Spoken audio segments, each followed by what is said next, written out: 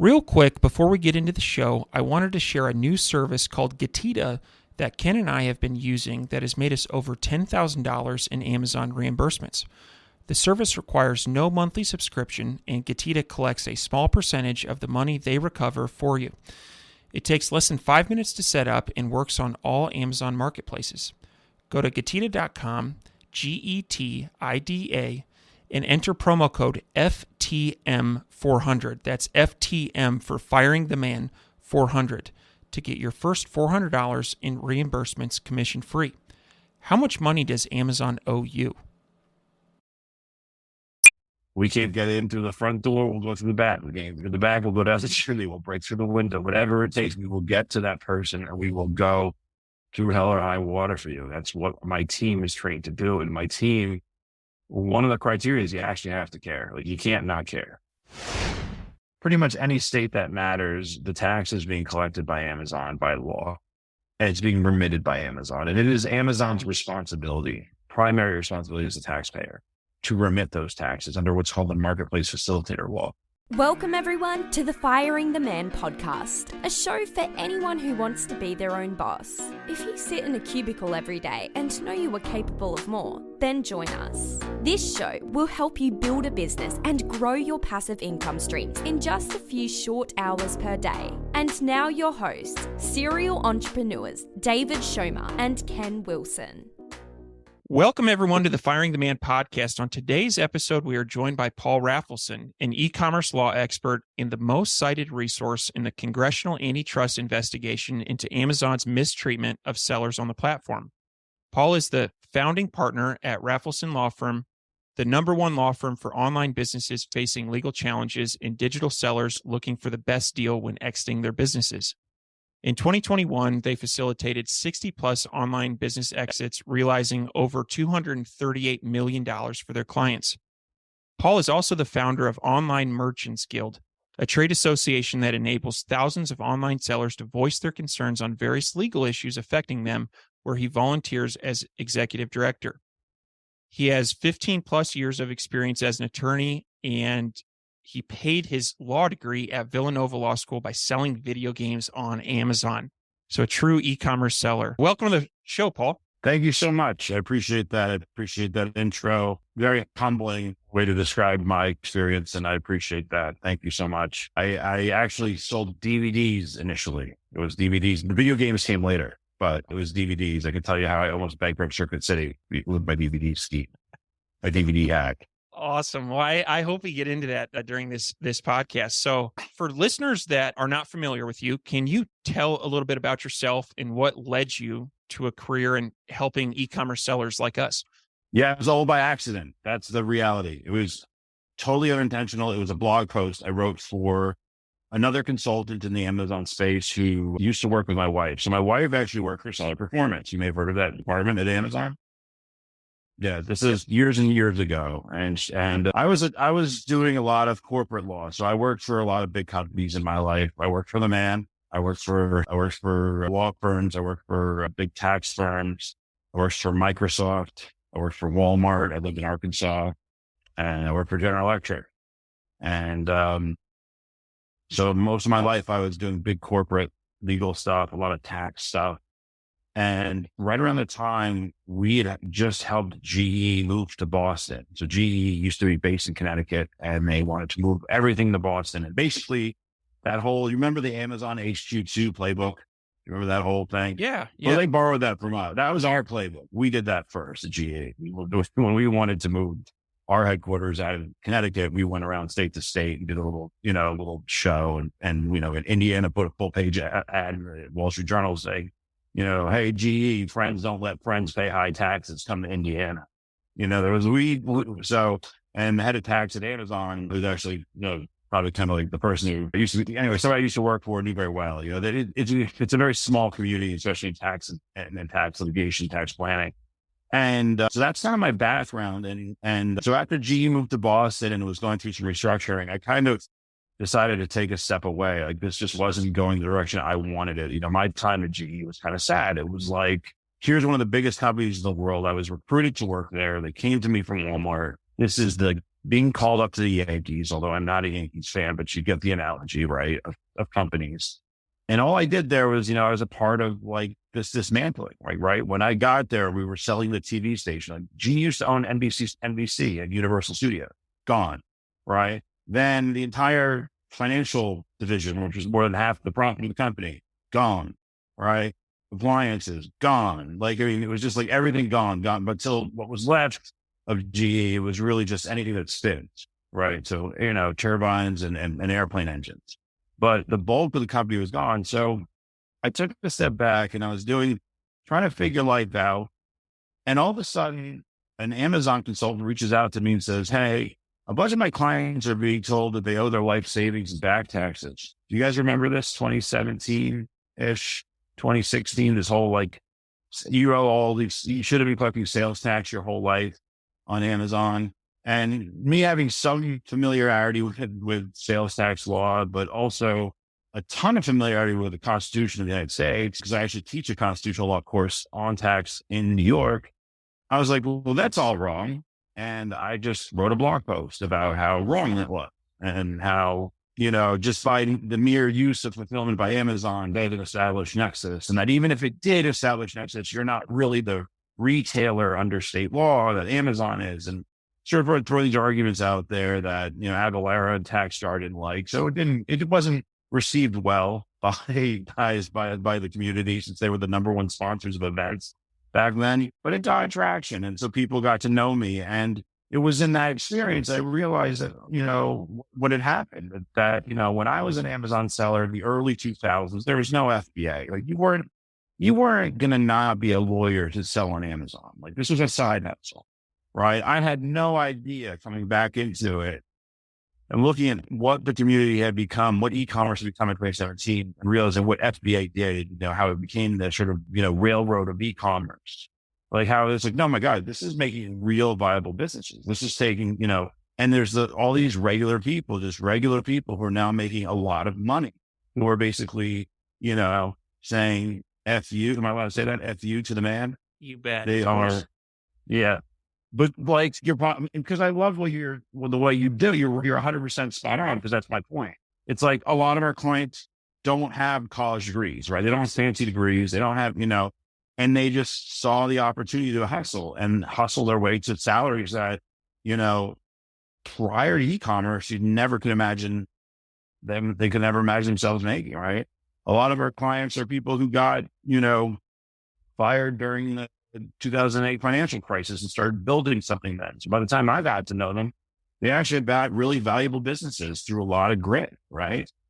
Anyway, so now all these people are being told they owe their life savings. And I'm like, that's wrong. But I also realize that they don't really, there's a lot that they're missing, that there's this new thing out there, this new phenomenon. I didn't know what to call it. So I called it the global small business. I said, this is what this is. I said, this is what we've created in e-commerce. And this is what I told the Supreme Court in my Wayfair amicus brief, which you can look up and read. I said, there's this new phenomenon in the world called a global small business. It's an oxymoron. Prior to the internet, that would be an oxymoron. How can you be a global small business in the 1980s? How could you do it? Right? You need a lot of capital, right? Like, if you want it to be global, right? It implies you have an extensive reach in capital. But no, with e-commerce, you can be a global business in your kitchen table. You can be a kitchen table enterprise that's importing from China, that's selling in multiple countries, right? In interstate commerce. And I'm thinking to myself, okay, well, the lawyer who you would hire, like, for example, like if you're starting an LLC, like the lawyer you might hire to help you open up a tea shop in the middle of Main Street may not be the kind of lawyer you need when you're selling across the entire country and across the world. It's just not. And there really is no law firm designed to provide global and multi-state perspective for small businesses, right? Like, I'm not a lawyer with all my training prior to going into this field. I'm not a lawyer. Like, if you asked me in 2016, would you ever see yourself having clients that do under $1 billion? I'm being a little facetious, but even like under 100 million or under 10 million, I'd probably say no. Like, why would they need? I'm not that lawyer. I'm not the lawyer for that kind of a business. I'm a lawyer for huge multinationals. That's what I'm paid to do. I paid to solve very complex problems for huge multinationals.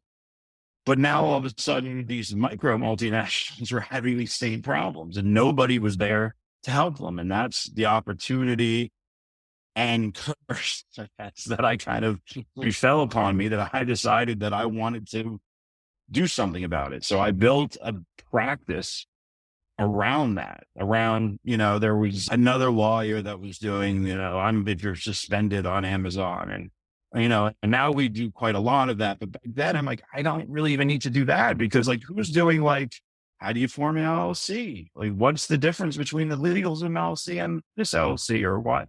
When do you need a trademark? And what do you do about copyright? Nobody was just answering the basics. Nobody was just covering the basics. It was all about suspension law. And that's great. But there's just some legal hygiene that's just missing here that I was just trying to fill in that gap.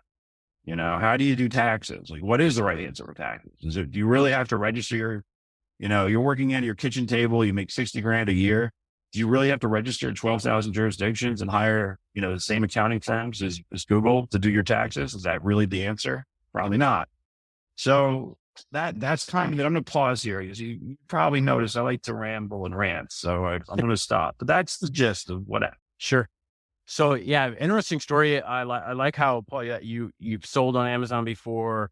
You kind of saw, hey, there's a problem here, and it's at a micro instead of a macro, or inside of scale, in that you kind of pitched in and helped out, and it was right in kind of your wheelhouse to say.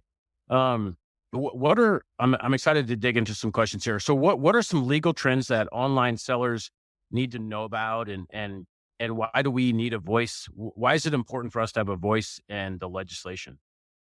Absolutely. Okay. So, the legal trends are really fascinating. So there's just a lot of laws out there. So, take something like, California's Prop 65. Have you heard of that law? California Proposition 65?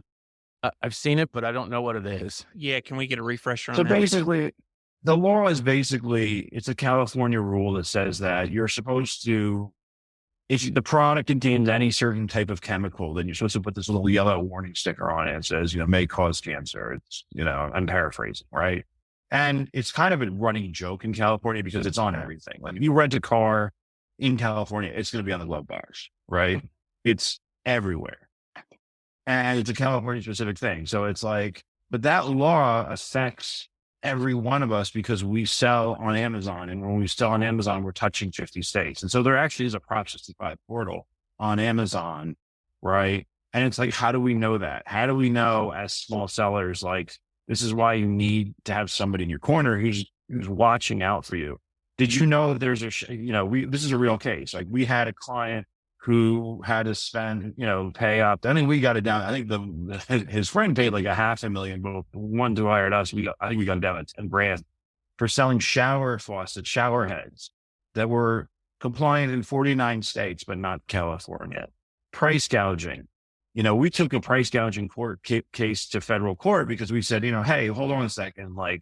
How can we be in price gouging territory when we don't set a price? These are state laws. They're not federal laws, right? Every state has its own percentage of whether or not, is it 5% that's price gouging? Is it 10% that's price gouging? But I'm on Amazon and I'm setting one price for the nation. How can you possibly hold us accountable for this? Hold Amazon accountable. We weren't anti-price gouging. We're that's fine. Amazon's a really big company and that's the right answer. But it's there's just so many legal questions. And because it's internet commerce and you look at Congress, and you remember when Congress a couple of years ago, you remember when Mark Zuckerberg testified on Capitol Hill and they asked him, and said, and the guy asked him, it was Senator Hatch. He was how do you make money on Facebook when you don't charge for it? And he's we run ads, Senator. And then he asked him again. He's you run ads. And he's trying not to laugh. Part of the problem is that that's fees.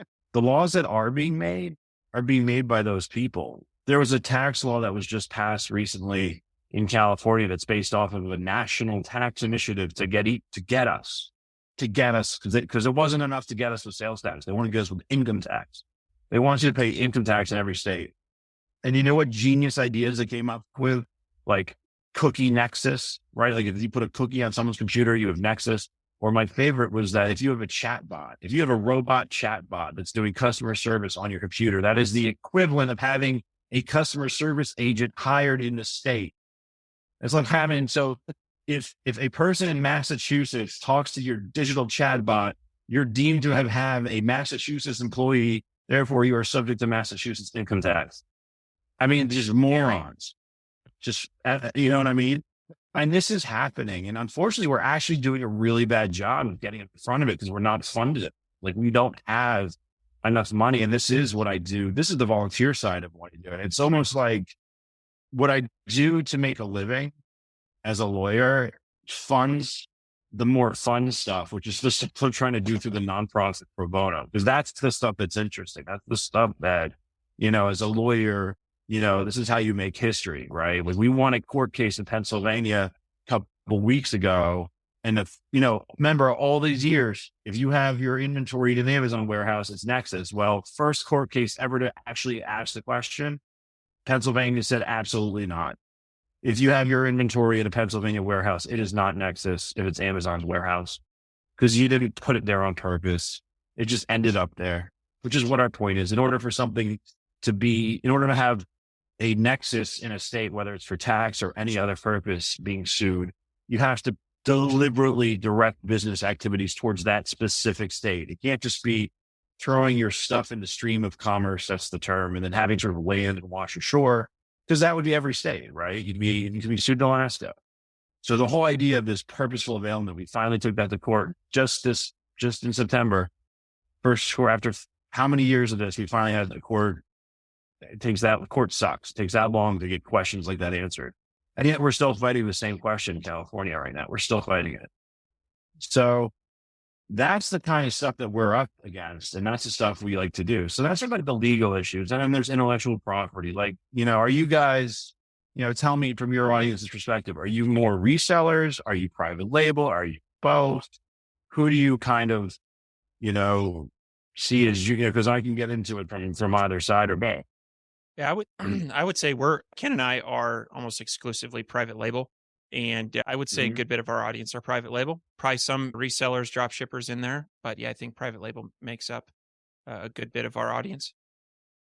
All right. I was hoping you'd say resellers because I have a really good reseller story. And I want to tell you that one, but let me tell you some private label things. So private label, the classic things are, you know, all the stuff we were dealing with last year with reviews, right? You know, with Amazon, the seller code of conduct, and how did we generate reviews? Well, where's this? This is coming from the FTC.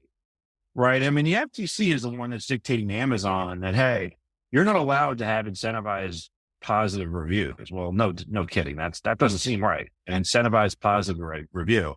Now, is it as bad? Does it necessarily mean you shouldn't have an incentivized review? Like, hey, thanks for your time. Here's thank you for taking the time to leave a review. Here's a coupon. That's not as, now the FTC's website says you shouldn't do it. It doesn't necessarily say you can't do it. It's kind of, that's much grayer, right? Or my favorite is the filtered reviews. They're very, so you can't do the filtered, which is if you know what that is, right? That's like, you know, how was your experience 1 to 5? And if it's anything less than 5, you know, if it's a 5, you say, great, leave us a review. And if it's anything less than a 5, you say, tell us what went wrong. What could we do to make it right? Right? The idea is you don't want the people who said less than 5 going to read a review. Now, that may sound really manipulative, but let me ask you a question. You guys ever seen a car commercial before? Yeah. Yeah. Okay. Like Bob Smith, Toyota or something in your town, some generic, right? And usually what happens, a lot of people coming out and they'll say, you know, the cute couple come out and say, we just got taken at Bob Jones Toyota. They ripped us off.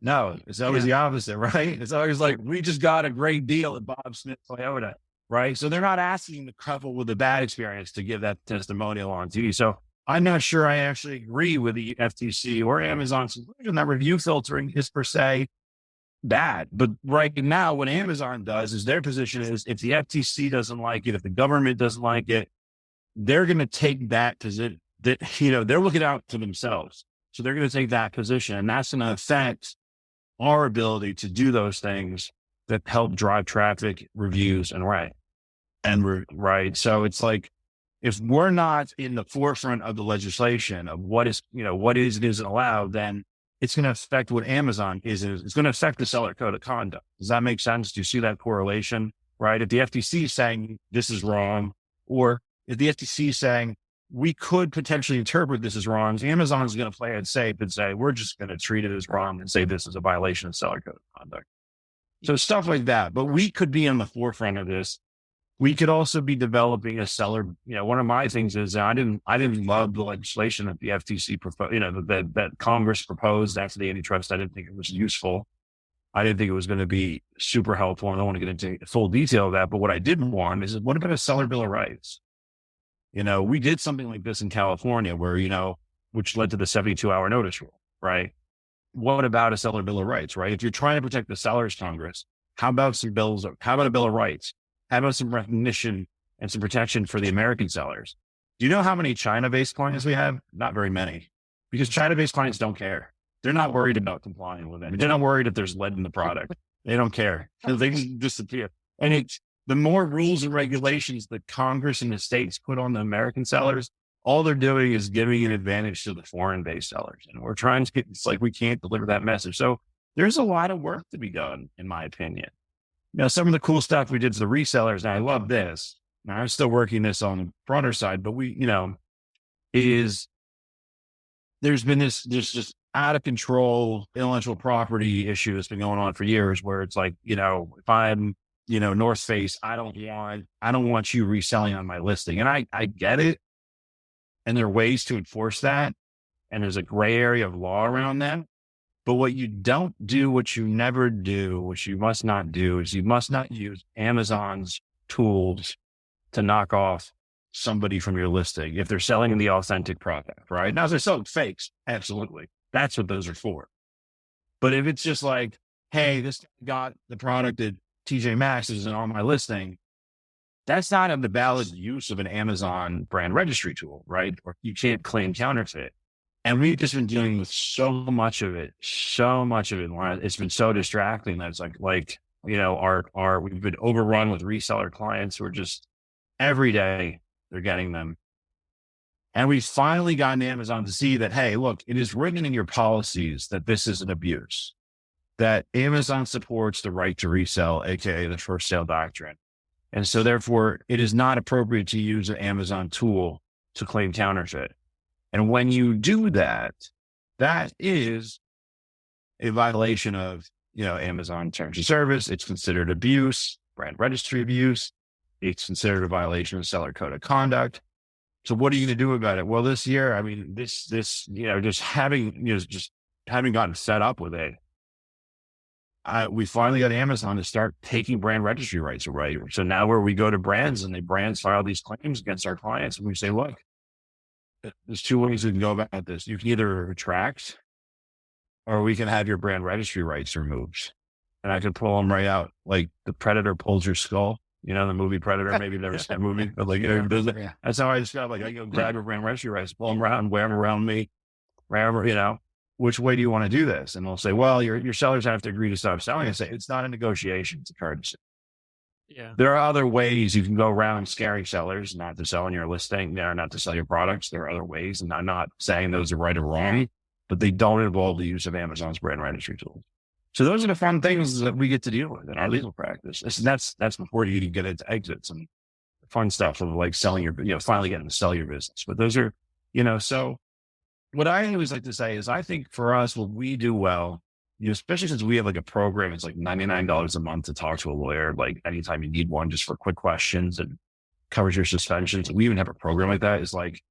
It's that ounce of legal prevention, right? That preventative medicine that prevents you from getting in trouble. And that came out from a lot of my experience of like, when my clients get into a lot of trouble, when they need litigation, right? Which is the last thing we want to do. We're not a litigation firm. We don't like to do that.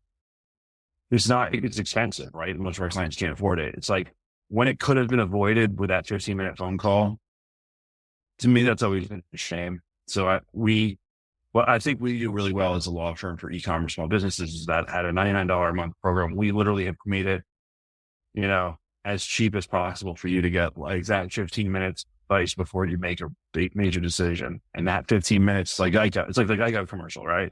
15 minutes could save you from a lawsuit, right? Yeah, right. you know, Awesome. and that's what we try to do. Definitely. And if our listeners are interested in checking that out, where could they find that? So the program I'm talking about is actually called sellerbasics.com. It's about the basics, right? Just cover the sellerbasics.com. And yeah, it's an easy sign up and it, the benefit is, you can talk to myself. We've got a whole network of attorneys. You have an SDA question, an FTC question, maybe sell a supplement, connect you with somebody who knows that stuff. You can get just a free quick call. And then if you want to go further, you go further. And then the other benefit is if you get suspended, if your ASIN gets taken down or your account gets shut down or you cover that, that's actually like an included benefit in this plan that we built. So we kind of built a cool little plan around Amazon to help people. Because the other thing I hate is the $5,000 suspension. I think that is ridiculous, especially when the POAs are garbage. I've read some POAs that are just like, I read one, I'm not going to criticize, I'm going to say who it was, but I read a POA not that long ago where by somebody who charges $5,000 for their suspension services. And it's like, even the police tells you what you did wrong before they suspend you. I'm like, that's your best shot. Really? That's your $5,000. That's your $5,000 magic bullet right there. We do it a little differently. We put a lot of pressure on Amazon. We have a good working relationship. We know how the system works. We have very, very smart people who actually, in my opinion, probably 80% of Amazon issues should be resolved if you just really know how to read the details. And it's okay if you don't. It's not your job. Like, just run your business, They're less than like $3 a day after tax deductions. We can do it all for you. And that's why I try to convince people. It's like really easy. Like, don't worry about it. But for those really unjust moments, we have our ways, right? We have our ways. If I have to go to your congressperson, call them up and get them to tell Amazon to do the right thing, I'll do that. I will do whatever it takes. We through hell or high water, we'll do whatever we can. Obviously I can't guarantee anything, but people who know me know. That's what I do. We can't get in through the front door. We'll go through the back. We can't through the back. We'll go down the chimney. We'll break through the window. Whatever it takes, we will get to that person and we will go, through hell or high water for you. That's what my team is trained to do. And my team, one of the criteria is you actually have to care. Like, you can't not care. That's like my thing. Because I actually do. I take every case personally and they have to too.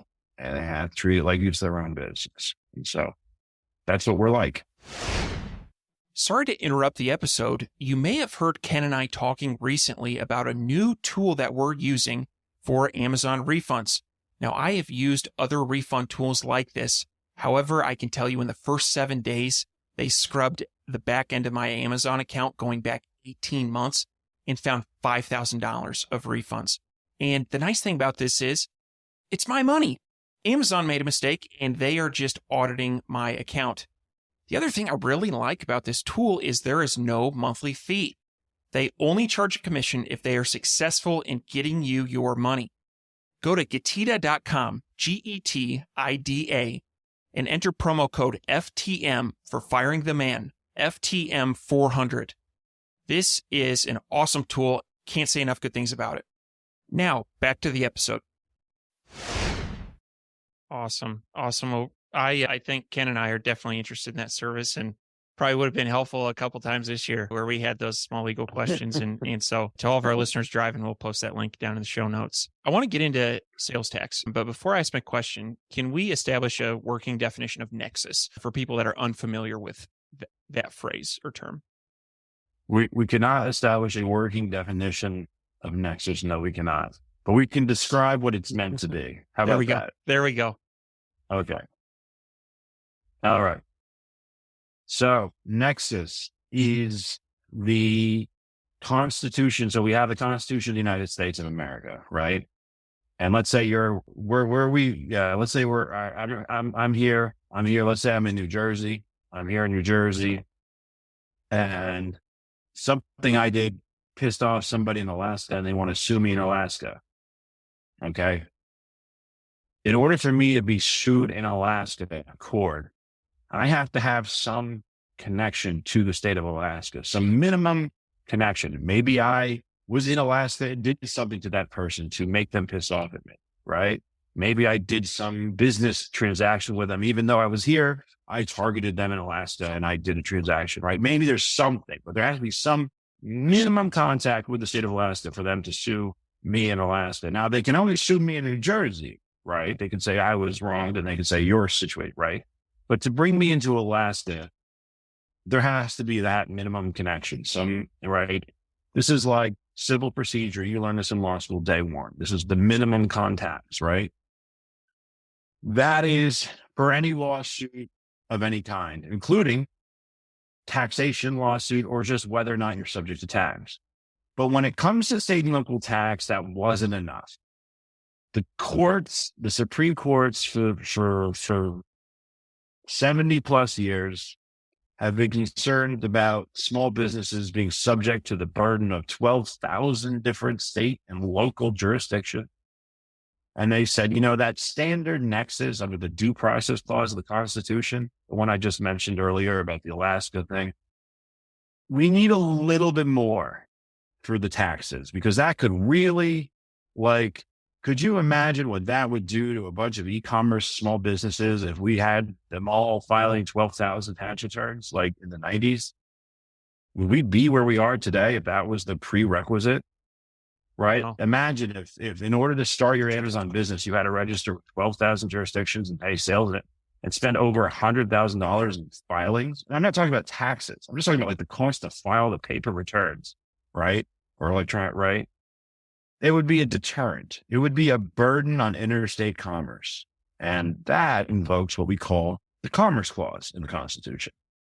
And because Congress is, because although Congress hasn't specifically addressed how e-commerce sellers should be protected, the Supreme Court has the right to invoke or the ability to invoke what's called the Dormant Commerce Clause and to say, well, even though Congress hasn't specifically said they wanted to protect this class, we're going to go ahead and assume that they probably would want to protect small businesses. And so they came up with a physical presence rule. And so for the longest time, and this is before e-commerce, the idea was you had to have physical presence in a state in order to have Nexus. So you had to have some sort of physical tie to the state, right? So if you were just mailing catalogs through UPS, that wasn't enough. That wasn't physical, right? You had to have an employee, right? Maybe you had an office, right? Some physical connection to the state. The Supreme Court drew this bright line. And the last time they drew that bright line was originally, the first time was in the 60s, and they did it again. That was in Bellas House. And then they did it again in 1992 with a quill case. Now, 1992 may have been the worst time to draw a line of commerce based on physicality, because what happened starting in 1992, the dawn of the internet and e-commerce. And all of a sudden, years later, huge companies like Amazon, right, and eBay were getting out of their tax obligations because they were saying, hey, there's this 1992 court case that says you have to be physically connected to a state in order to be subject to tax. And after years and years and years of hoping that Congress would finally pass some common sense internet tax laws that would, just make universal sense, they didn't do it. Congress never passed those laws. They still haven't. Right. There is something called the Internet Tax Freedom Act, which covers little things, which does actually help us out a little bit as sellers, but they never really comprehensively passed any laws. So in 2000, and we get to the Wayfair case, this famous case, which finally said, the Supreme Court said, you know what? Physical presence is a really stupid, bright line distinction for whether or not a business should be taxed, especially because Wayfair is a multi-billion-dollar company. It's hard to imagine that the United States Congress is worried about burdening Wayfair, the billion-dollar company, out of business just by having to do the same taxes that their competitors like Walmart have to do. And so the court in 2018 said, we're no longer going to hold physical presence as the basis for which Nexus, you have to have Nexus. It's no longer physical presence. And the state said, great, we have these ideas of thresholds that you have to do 200 transactions or $100,000 of sales or variations of that. the Supreme Court didn't necessarily say those are constitutional, because that's not what the court does. They just basically said that the old rule was no longer in effect. So they basically invalidated chisel presence. And they said, the new rules will be subject to new cases. So that's kind of where they left us. And when we said to the Supreme Court in that case, well, what about small businesses? Some of these thresholds aren't really that protective, and this could really hurt small businesses. The Supreme Court said, great point. Wayfair is a really big company, and if you bring us a case of the small business, we'll consider that. So until then, we're all screwed. And that's it. And so, in other words, until we bring a case to the Supreme Court with a small business, which we may be doing very soon, if they take it, it's just left up in the air. So every state just has their own interpretation of how Nexus works. And the only relief we got as Amazon sellers wasn't from Nexus, but it was from something else that we lobbied for through the Online Merchants Guild, which was the marketplace facilitator laws, which you remember these, which is where at least officially Amazon would become a tax collector. So that if you were selling on Amazon, you at least would not be responsible for sales tax. And that took a lot of the burden off of small sellers. Do you remember when that happened? Yeah. Yes, I do. So that changed the game, but it also said, hey, if you want to sell on Shopify, that sucks because you're going to have to be responsible for taxes. But at least on Amazon, you're not. So it actually deters a lot of people from having their own website, and it wants to keep people on platforms like Amazon and eBay. Unfortunately, it's done nothing for income tax because that is the new thing. So the long story short is we don't really know what Nexus is, but Nexus is the concept of Nexus for those listening who are just trying to understand is at first glance, under our due process clause, Nexus is, can I be sued in a state? And then because we care about overburdening small businesses, there is a second layer of Nexus that is central for taxes called Commerce Clause Nexus. And that is, does my activity in this state significant enough to require me to participate in the taxing scheme, right? Whether that's paying income tax, property tax, sales tax, excise tax, use tax, franchise tax, or whatever baloney tax that they want to come up with. So that's kind of how it works. That's probably the best way I can explain it all. Yeah, absolutely. No, I think that's really, really helpful just to establish that. And so let me ask you this: as an Amazon seller, and just talking about sales tax, what are you responsible for to stay compliant? Okay, so at this point, every state except for perhaps, I believe Kansas still may not. Have they? I don't know if they have yet, but just about every state the taxes are now being collected by Amazon and remitted by Amazon. And so sometimes they'll say, but you still have to file the tax return. I doubt it. Okay. If you don't, California, California, for example, will say, and every state has their approach, but California, for example, even California, the evil one, right, will say, if your only business activity is on Amazon, you do not need to even be registered for sales tax anymore. Okay. If your only business is with Amazon. Now, if you have a Shopify business, that's a different story. But, right.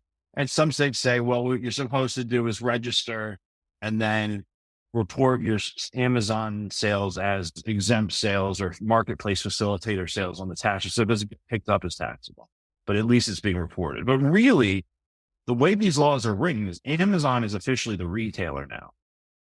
Now, our argument was they were the retailer before the law changed too, but, there's a whole nother shady side to why that didn't happen. But the reality is that, it is Amazon store. So you're not really responsible, generally speaking, for anything. And even if you were, what's the harm? Let's say the state of Alabama said, you should have filed a tax return in our state, and you did. What did they not get by you not filing that tax return? If it's just sales tax. We're just talking about sales tax. Yeah, I don't know. And what I'll say is it seems like tax is kind of a scary thing, to a lot of people. They don't know it is what exactly they need to do to be compliant. From a seller standpoint, you see that on an invoice, you see the taxes coming on the sale, but you never see that cash. And so what we see is a lot of sellers don't do anything. And I think when you don't do anything, you have this little man in the back of your head saying, this may be an issue for you up the road. And so from what I'm understanding from you, based on how things are set up, if you're selling on Amazon, Amazon is taking care of that for you. Is that fair? In just about every state, I believe, except for perhaps Kansas, and I believe that'll probably change in a very short future, maybe Missouri. But my guess is it's so immaterial. And we actually believe it's against the law for you to be responsible for the taxes on Amazon. This is one of our arguments in the Internet Tax Freedom Act, because the Internet Tax Freedom Act says that that online stores must be taxed in the same manner as physical stores. And we say, look, Amazon's like a consignment store, right? I give them my inventory, but it's their cash register, it's their credit card, it's their customer. They're the ones charging my customer. So they're like the consignment store. And when I go to a consignment store in the middle of the city, and I give them my inventory and I say, okay, you go sell it. They're responsible for the sales tax. It's their store, it's their cash register, right? I just take whatever. They just say, hey, sold your stuff. Here's your money. Great. And that's how Amazon should work too, because that's the parody of the Internet Tax Freedom Act. And there's a million other versions of that example I can give. But consignment store is kind of the easiest one to follow. But you're right. People feel like there's a need to do something. But the good news is really with sales tax, there isn't. Now, should you maybe be doing something? Could you argue you might have to do something in Kansas or Missouri? Are the dollars that big?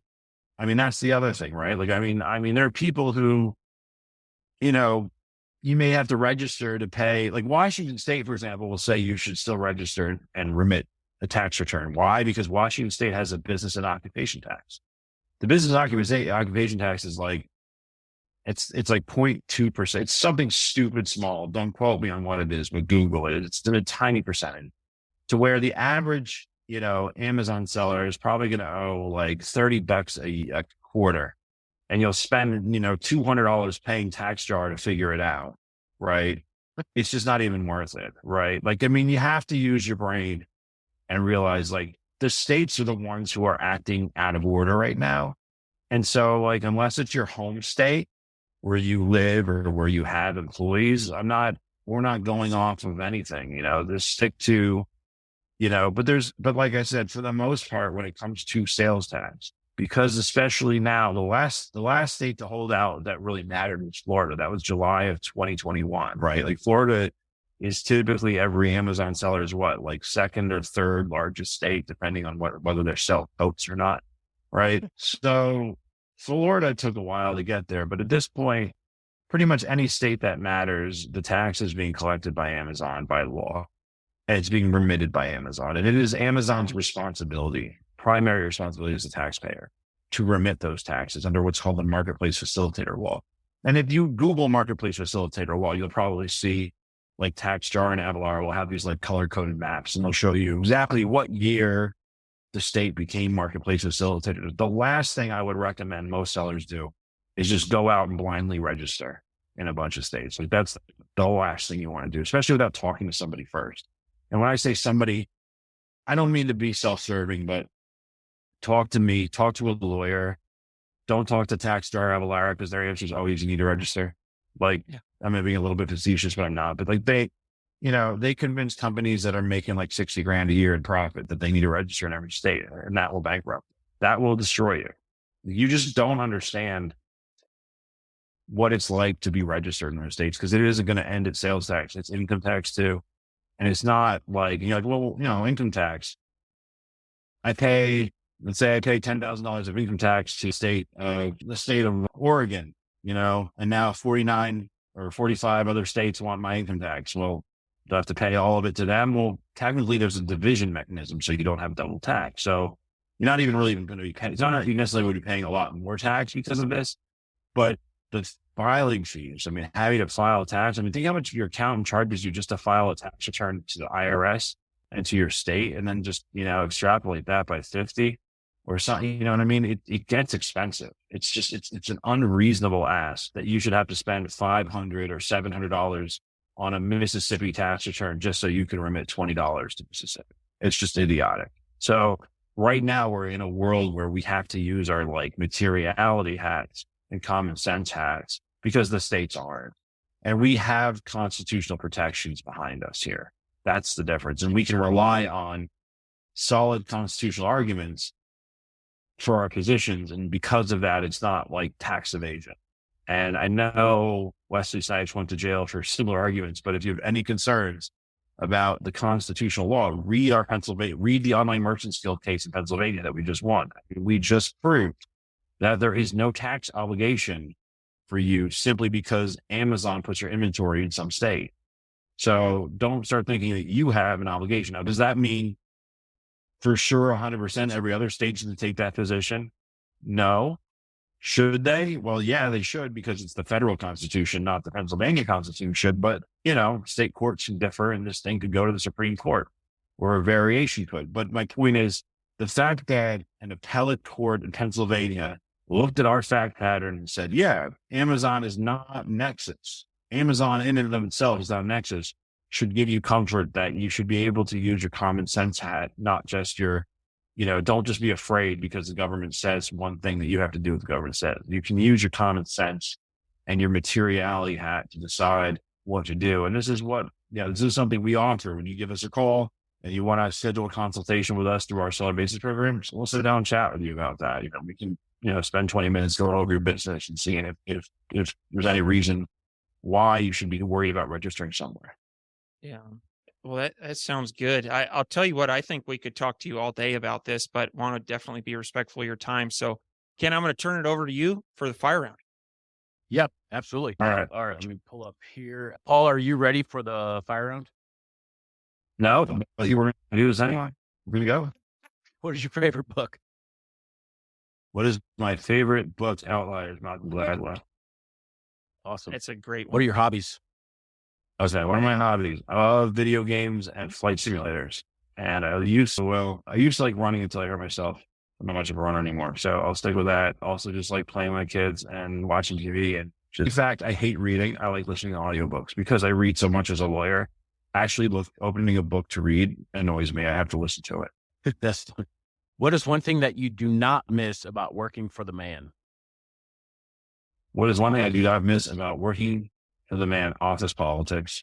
It's just brutal. And just the sense of being on somebody else's schedule. Cool. Last one.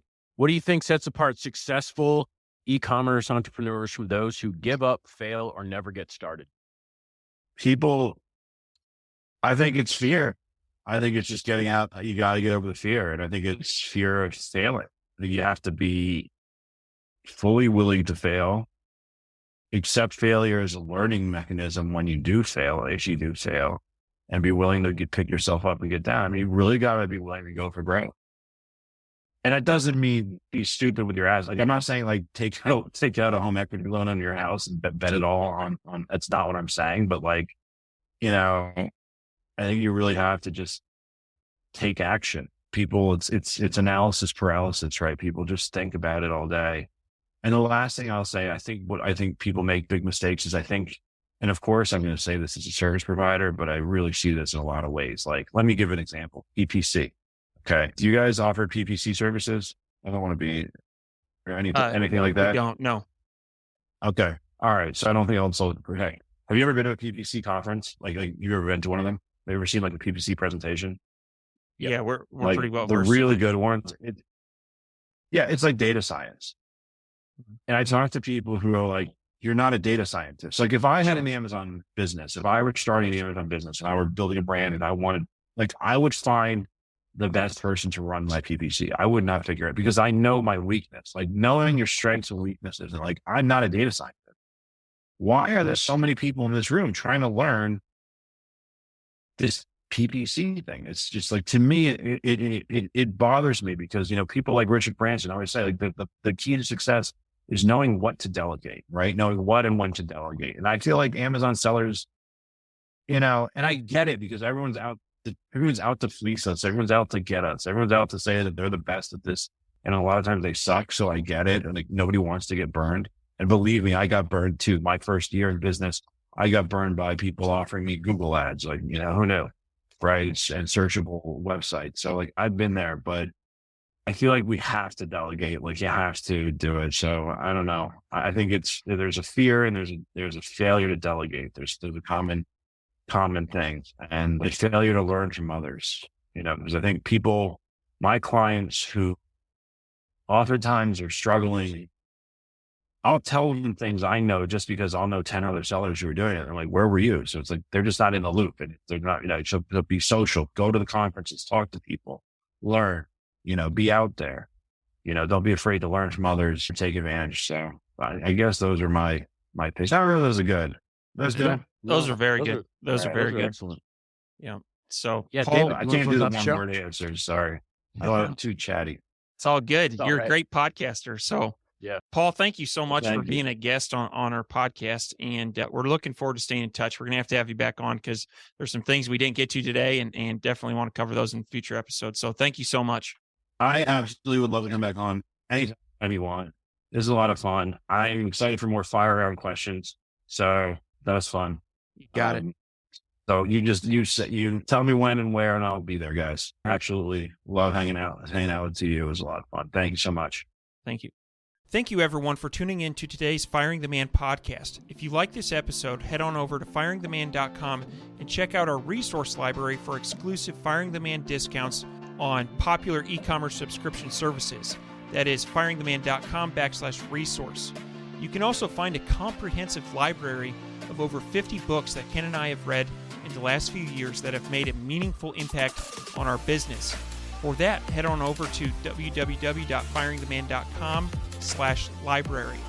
Lastly, check us out on social media at Firing the Man and on YouTube at Firing the Man for exclusive content. This is David Schomer. And Ken Wilson. We're out.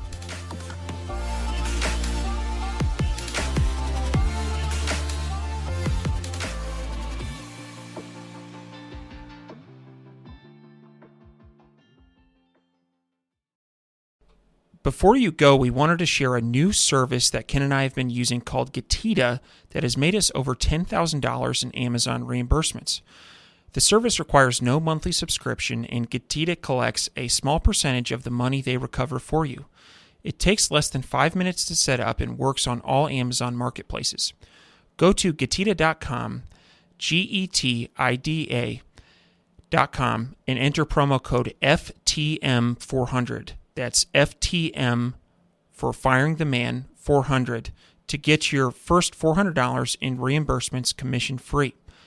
How much money does Amazon owe you?